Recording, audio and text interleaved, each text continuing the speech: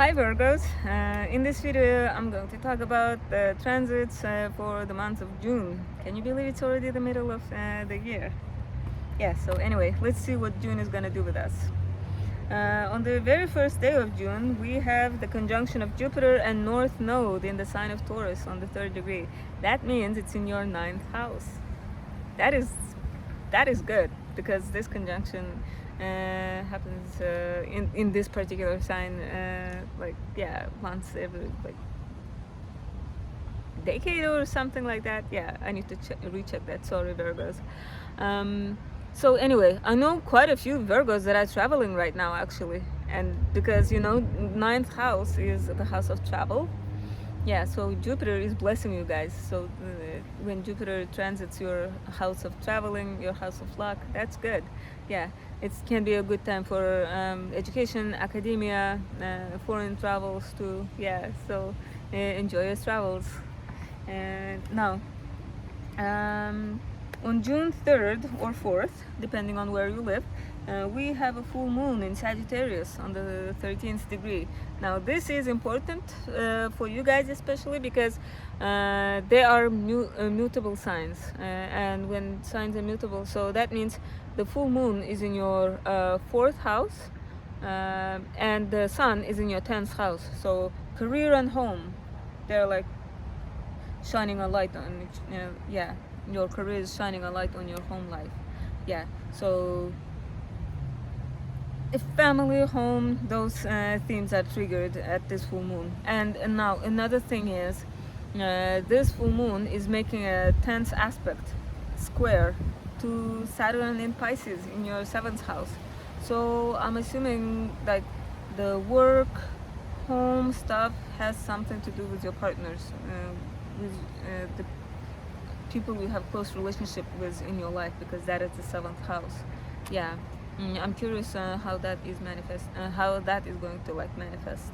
Yeah, but it shouldn't be something too bad because this is not an eclipse and this is not a lunar eclipse, so nothing earth shattering, nothing like major life changing. Yeah, it's just something minor. And also full moons bring culminations. So if you've been working on a project, or if you have been waiting for something, you're gonna get the results for that around this full moon. For example, I applied for some document in early May and I should receive it around this full moon. So you get the idea for this full moon. Okay, and so this full moon, because of the tense aspects, so as I said, the luminaries are going to be squaring Saturn in your 7th house, but also you have the T-square involving Jupiter, Mars, and Pluto as well. So we have these two tense aspects on that day. So be gentle with yourself. Full moons make us crazy. Everybody's moody, everybody's emotional. So be patient with people. Stay at home if need be. Don't do anything wild or crazy. I know it's summer, it's time to have fun, but just be cautious for a couple of days. So yeah. And now on June 4th, Mercury is conjunct Uranus in Taurus on the 20th degree of Taurus. This is not anything major. You're barely gonna feel it. It's gonna be in your 9th house, so you might get a sudden idea or something, sudden realization. So, and this is also known as a genius aspect. So if you have anybody giving birth on that date, their kid is gonna be brilliant. Anyway, on June 6th, Venus enters Leo, activating the Jupiter, Mars, Pluto T-square. Yeah, so as I mentioned earlier, the T-square, which means the red triangle in the chart, it started in May. I don't know how about you guys, but in my case, personally, I have been feeling the effect of this T-square because it has been one major setback after another, one obstacle after another. Yeah, okay, so this started in May and it's still going on. And the thing is, when Venus enters Leo to join Mars in that sign, it's gonna unintentionally, accidentally activate this T-square again. So it's the wound that has started healing slowly, it's gonna be reopened again. I mean, this sounds horrifying, but no, some problem. Like we'll see how it's going to manifest, because even though this is a tense situation, Venus is the planet of conflict resolution. It's the planet of mediation, peacemaking. Yeah, so hopefully Venus will bring the solution to the problem that Pluto, Mars, and Jupiter are having. So yeah. Now, on June 12th, Mercury enters Gemini.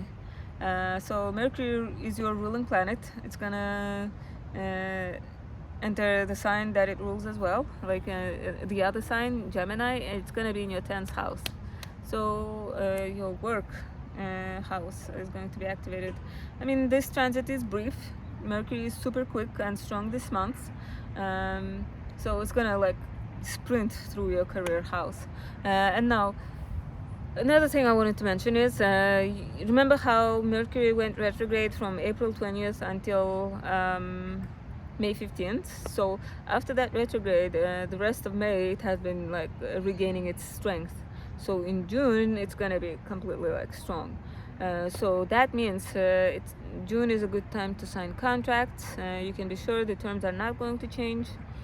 You can buy electronics. You can be sure they're not going to malfunction. You won't have to return them. So yeah. On the same day, on June 12th, Pluto re-enters Capricorn. Pluto briefly entered your house of health in March, and it has been there since then. Yeah, so now it's going to return to your 5th house, the house of romance. Until like this fall. So you've had Pluto in that house since 2008, yeah, for 15 years. Yeah, so you must have gotten used to it by now. Like, I mean, everyone has. So the challenges, the transformations, power struggles involved mostly like romance, short-term dating. Yeah. So it's going to return there for a short while, and it's going to leave for good in 2025, I think. It's going to enter Aquarius then. Okay, so now on June 18th, we have a new moon in Gemini, the 26th degree of Gemini. So that means this new moon is happening in your house of career. So there might be some news regarding your career. If you have been waiting for some news, you're going to receive those news. Yeah, the results, decisions, things like that. Yeah. And if you are thinking of starting anything new, I would say you should start after June 18th. Okay, because it's a good time to start things, because new moon, new page, new month.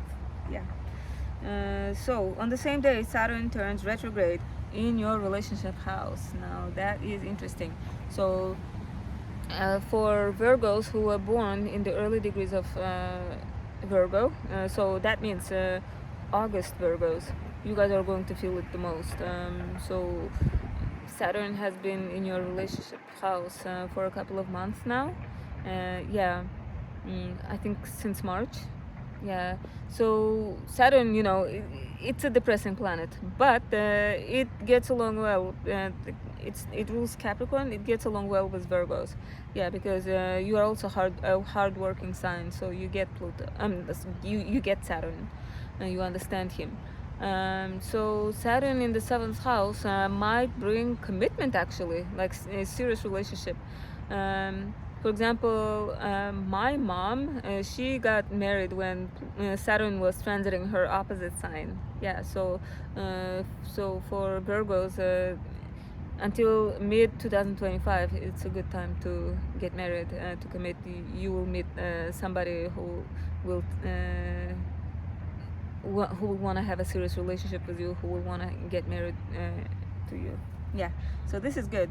And so now it's going to retrograde in your 7th house until October, and so you are going to reevaluate relationships. Yeah. Next, on June 20th, Venus enters shadow zone on the 12th degree of Leo.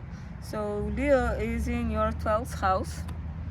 Yeah, 12th house is a house of isolation, subconscious. Yeah, and Mars is in there as well. Venus is in there. So now the thing is, Venus is going to go retrograde in July. So I wouldn't recommend doing plastic surgery in July. If you want to do those things, anything aesthetics, beauty related, do so before June 20th. Yeah, if you want to start a relationship, make the relationship official or commit, do so before June 20th, because you want to have like strong and healthy Venus in the DNA of your relationship. Yeah. It is also not recommended to get married when Venus is retrograde, but if you have a wedding planned, it's too late. It's probably too late to change. Wedding dates are not something that you can change easily, I assume. Yeah. So anyway, on June 21st, the Sun enters Cancer. Yeah, summer solstice, yay. So Sun is in Cancer. It's going to be in your 11th house. It's going to shine light on your friendships, networks. So the emphasis is going to be on friendships. It's a house of wishes as well. Next. On June 27th, Mercury enters Cancer. Again, Mercury joins the Sun in your friendship house. Yeah. Okay. So they're gonna be almost conjunct by the end of June, but the official conjunction is gonna happen on July 1st, and I'm gonna talk about that in the July horoscope. For this month, for June, it's going to be dominated by that T-square, the tense aspect that started in May. It's gonna be active until mid June. So be patient. We're almost done with that. And on a positive note, we are done with the eclipses of April and May. So the dust should settle now, and the life should be back to normal. It should be back to stability until like October. Okay, so I hope you guys have a pleasant June. I hope you enjoy your travels, indicated by this Jupiter North Node conjunction. And I'll see you guys in July. Bye bye.